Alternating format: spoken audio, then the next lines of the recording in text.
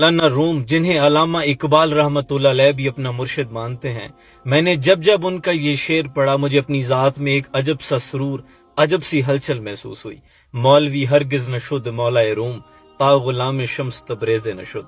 آپ فرماتے ہیں میں مولوی تھا، مولا روم نہیں بن سکتا تھا اگر شاہ شمس تبریز کی نسبت اختیار نہ کرتا۔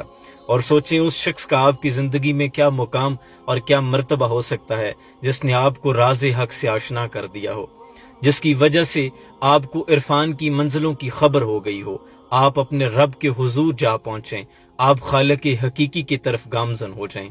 وہ مرشد، وہ رہنما، وہ ایسا معلم، وہ ایسا استاد، اس کی آپ کی زندگی میں کیا اہمیت ہو سکتی ہے؟ آپ اس کے لیے لکھ رہے ہیں مولانا روم کہ مولوی ہرگز نہ شد مولا روم، تا غلام شمس تبریز نہ شد۔ اسی طرح نظام الدین اولیاء بیٹھے ہیں، امیر خسرو سامنے ہیں۔ نظام الدین اولیاء وہ ہیں جنہوں نے امیر خسرو کو راز حق سے آشنائی دے دی۔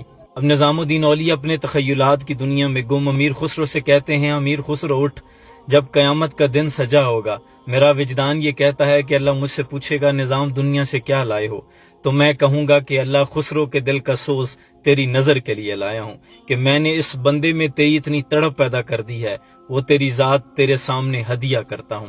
امیر خسرو نے جب ایسے شخص کی زبان سے یہ الفاظ سنے جو اس کے لیے استاد تھا، راہبر تھا، رہنما تھا، مرشد تھا، امیر خسرو پہ وجد اور جذب و مستی کی ایسی کیفیت تھی، آپ اٹھے اور دیوانہ وار جھومنے لگے۔ تب آپ نے فرمایا من تو شدم تو من شدی، من تن شدم تو جان شدی، تاکس نہ گوید باد ازی من دیگرم تو دیگری۔ I am become you, you become me، میں تم بن گیا ہوں تو میں بن گیا ہے۔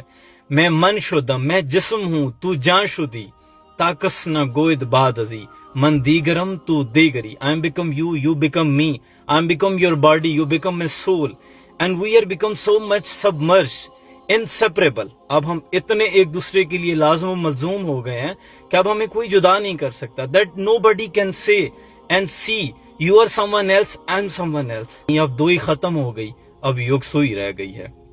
مٹا کے اپنی ہستی سراپے جستجو ہو جا، جو تو چاہے گا وہ ہوگا، جو وہ چاہے وہ تو ہو جا۔